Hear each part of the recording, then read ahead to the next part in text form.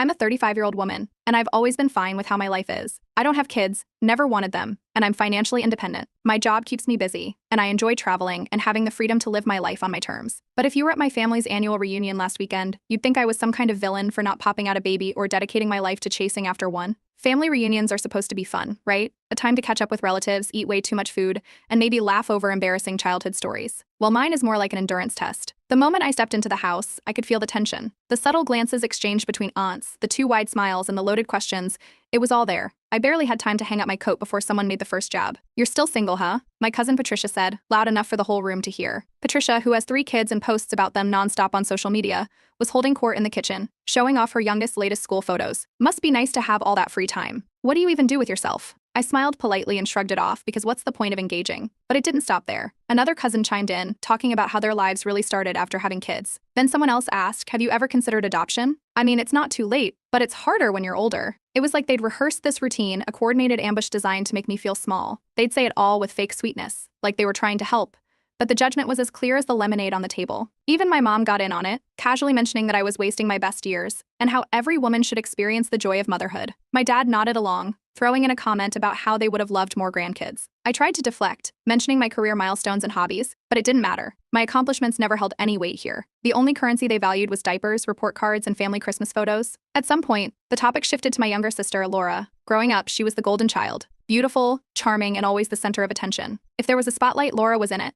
But things changed when she got pregnant at 21, dropped out of college, and got involved with the wrong crowd. Addiction followed, along with a series of bad decisions. Eventually, she disappeared from our lives altogether. The last time I saw her was years ago, at some court-mandated family therapy session that ended with her storming out. No one had heard from her since. When Laura's name came up, the room got quieter. It was like everyone collectively decided not to dwell on it for too long. My aunt mentioned, almost offhandedly, that Laura's son, Jamie, was in foster care now. She said it like she was talking about the weather, detached, casual, and with zero emotion. I froze for a moment trying to process what I'd just heard. Jamie. I'd never met him, but I knew he was about 10 years old now. The last I'd heard, he was living with Laura and one of her boyfriends. Apparently that didn't last. "What do you mean he's in foster care?" I asked. My aunt shrugged. "Well, you know how Laura is. Her choices caught up with her. Poor kid. But what can you do?" I looked around the room, waiting for someone to say something. Anything. But they all just went back to their conversations. It was like Jamie didn't even exist. I pressed my parents about it, but they waved me off. "You wouldn't understand," my mom said. It's not that simple. The rest of the evening was a blur. I couldn't stop thinking about Jamie, a 10-year-old boy abandoned by his mother and dismissed by the very people who should have been there for him. And here they were, lecturing me about responsibility and family values. When I got home that night, I couldn't let it go. I started digging, trying to find out what I could about Jamie. It didn't take long to find some information. He'd been in the system for a while, bouncing between homes. The more I read, the angrier I got. How could my family just pretend he didn't exist? How could they sit around, judging me, while turning their backs on a child who needed them? The next morning, I called a social worker to ask about Jamie's situation. It wasn't a decision I made lightly. I knew it was going to be complicated and messy, but I couldn't stand the idea of him being forgotten. If my family wouldn't step up, then maybe I could.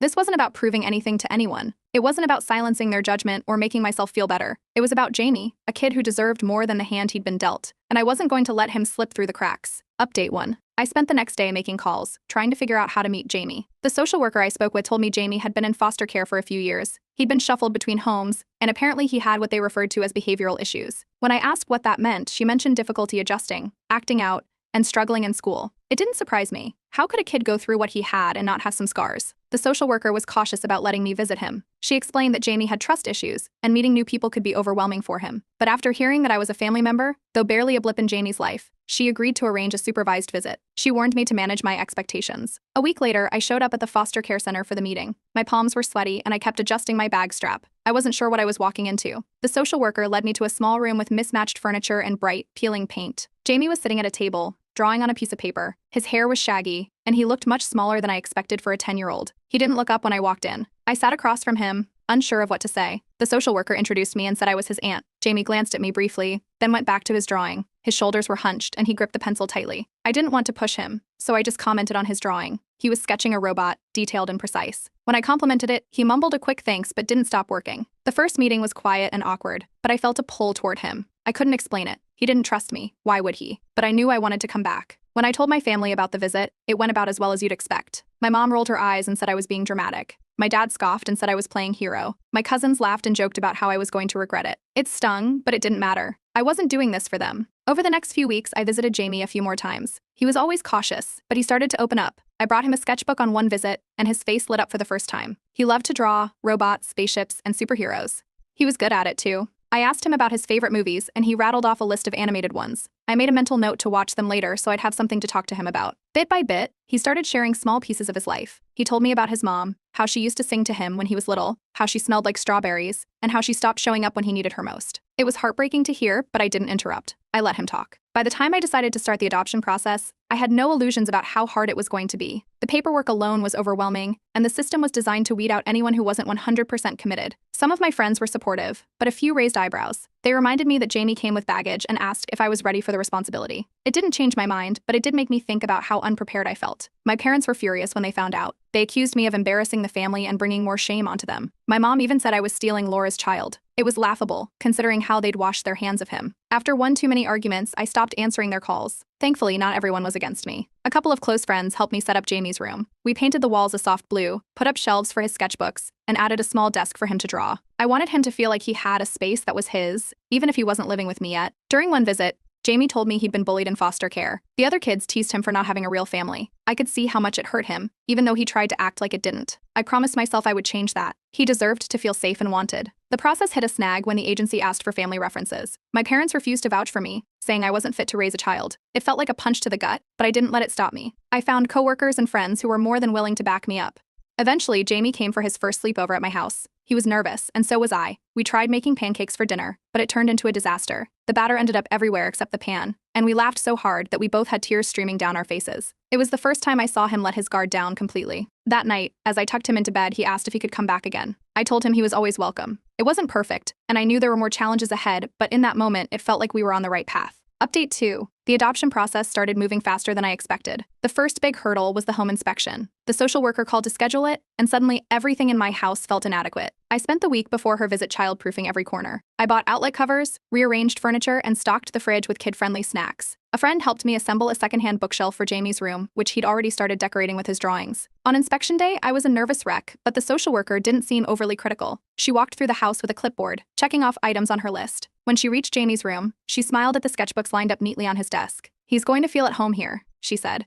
It was the first moment I felt like I might actually pull this off. Then came the financial strain. I didn't realize how expensive the adoption process could get. There were application fees, legal costs, and the unexpected expenses of setting up Jamie's space. Every time I looked at my bank account, I felt a pit in my stomach, but giving up wasn't an option. I cut back on unnecessary expenses, skipping out on things like takeout and my gym membership, and focused every spare dollar on getting through the next step. A few weeks later, I got a call that the custody hearing was scheduled. I'd need to provide proof that I could care for Jamie long-term. That meant gathering financial statements, employment records, and personal references. The social worker reassured me that I was on the right track, but it was still overwhelming. During one of Jamie's visits, he started calling me Aunt Name instead of just using my name. It caught me off guard, but I didn't correct him. He also asked if he could put up some glow-in-the-dark stars on the ceiling of his room. We spent the afternoon sticking them up together, and later, when we turned off the lights, his smile lit up the entire room. But the next blow came from my parents. I learned they'd written a letter to the court stating I was unfit to adopt Jamie. They called me selfish and claimed I lacked the experience to raise a child. The letter was brutal. I hadn't expected their support, but actively sabotaging me? That felt like a new low.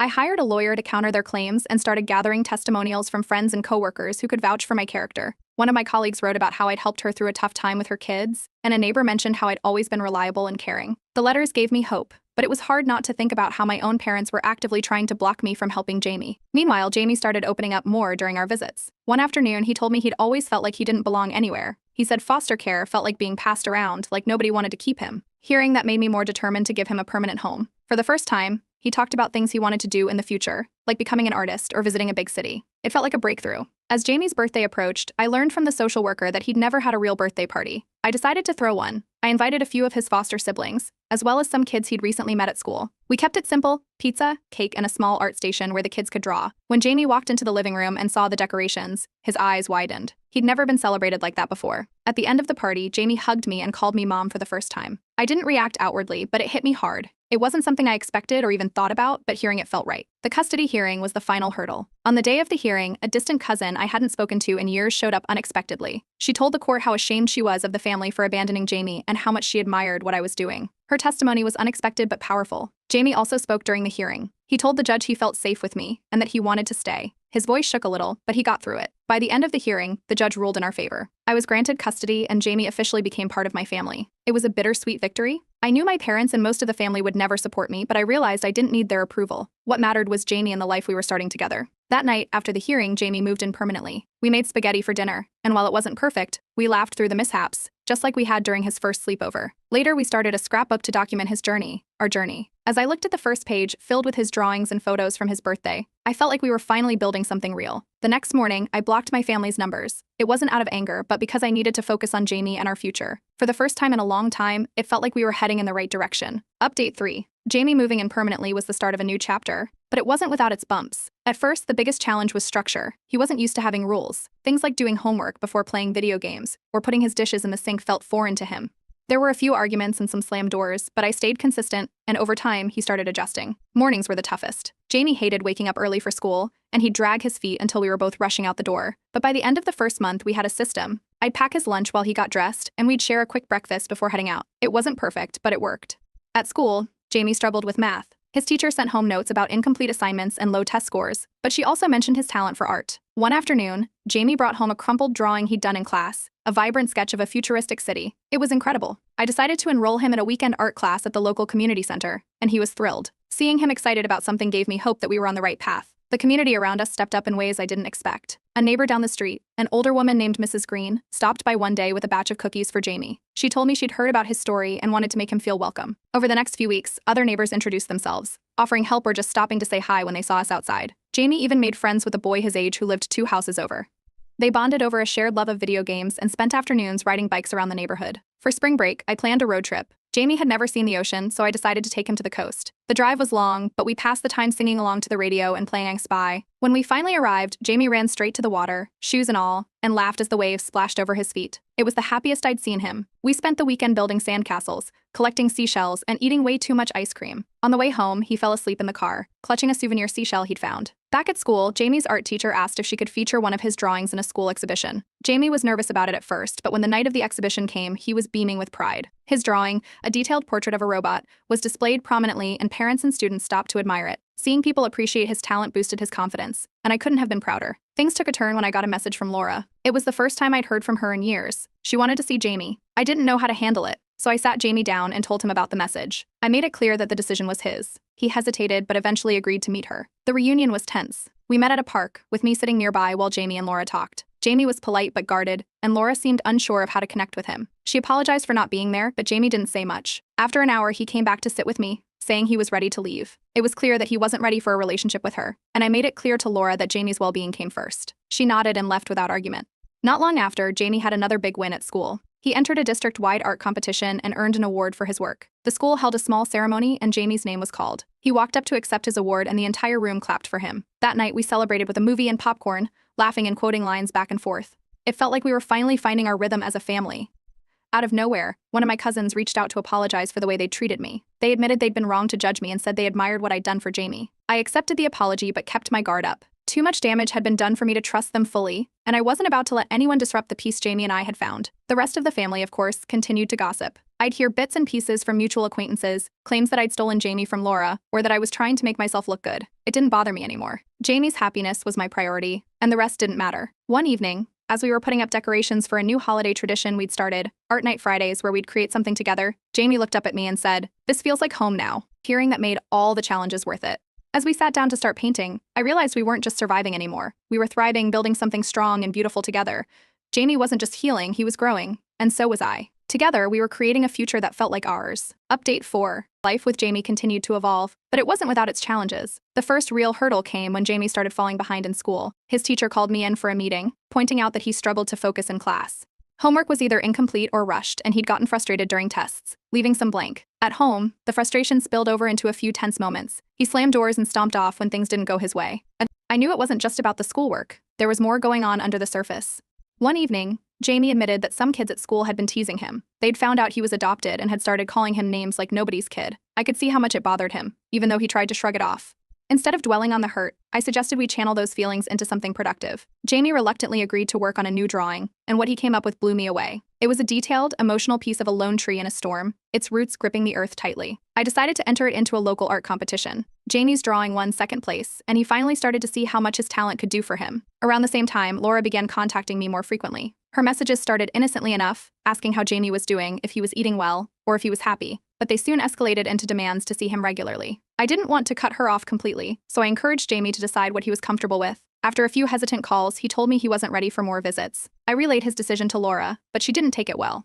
The calls from her became more persistent, and I realized I needed to set firmer boundaries. The rest of the family, of course, found out. They accused me of overstepping my place and trying to erase Laura from Jamie's life. The gossip reached a boiling point when I ran into my mother at the grocery store. She barely looked at me before saying I'd ruined everything by adopting Jamie. Her tone was icy, and it was clear there was no changing her mind. I didn't argue, I just walked away. After that, I contacted my lawyer to draft a legal letter ensuring Laura's involvement would be limited unless supervised by a third party. I wasn't taking any chances with Jamie's well-being. Back at school, Jamie's struggles were still a concern. I met with his teacher and the principal to come up with a plan. They suggested extra tutoring and more one-on-one time with his teacher during breaks. I also made sure to reinforce positive habits at home, no screens until homework was done, and a set bedtime to help him focus during the day. Slowly, Jamie began to find his footing. He even made 2 new friends at school, one of whom loved drawing as much as he did. They spent hours sketching together, trading ideas and showing off their work. One evening, after a particularly rough day, Jamie came into the kitchen while I was cooking dinner. He stood there for a moment before asking, "You're not going to get rid of me, right? Like my mom did?" The question broke my heart. I stopped what I was doing, knelt to his level, and told him he was my family forever. No matter what. He nodded, but I could tell it would take time for him to fully believe it. A few days later, a letter arrived from my parents. It was long and scathing, blaming me for tearing the family apart. They demanded that I make amends and claimed I'd caused irreparable damage. I didn't reply. I wasn't about to let their negativity take up space in the life Jamie and I were building. To give Jamie a sense of ownership and security, I decided to convert part of the basement into an art studio. We painted the walls together and set up shelves for his supplies. He chose a bright red desk as the centerpiece, and I added a corkboard for him to pin his favorite pieces. When it was done, Jamie beamed. He spent hours down there, sketching and experimenting with new ideas. It became his safe space. There were also small victories along the way. Jamie came home from school one day, waving a spelling test with a perfect score. We celebrated with his favorite dinner, mac and cheese with hot dogs, and spent the evening playing board games. It was one of those nights where everything felt easy and right. As I looked at the progress Jamie was making, I realized we both had a lot of healing to do, but we were doing it together, step by step. My focus shifted toward helping him build confidence and independence. He wasn't just my responsibility, he was my family, and together we were creating something that felt solid, something that would last. For the first time in a long time, it felt like the storm was clearing. Jamie had his roots, and so did I. Update 5. Jamie's art teacher came to me one afternoon with exciting news. She had submitted one of Jamie's drawings to a regional contest without telling him, and it had won first place. The contest organizers wanted to feature his work at a school-wide assembly and present him with an award. When I told Jamie, his face lit up with a mix of pride and nervousness. The thought of standing in front of his classmates terrified him, but I reassured him he didn't have to say much, just accept the award and smile. On the day of the assembly, Jamie dressed up in a collared shirt, fidgeting nervously with the cuffs. When his name was called, the crowd erupted in applause. He walked up to the stage, clutching the microphone awkwardly.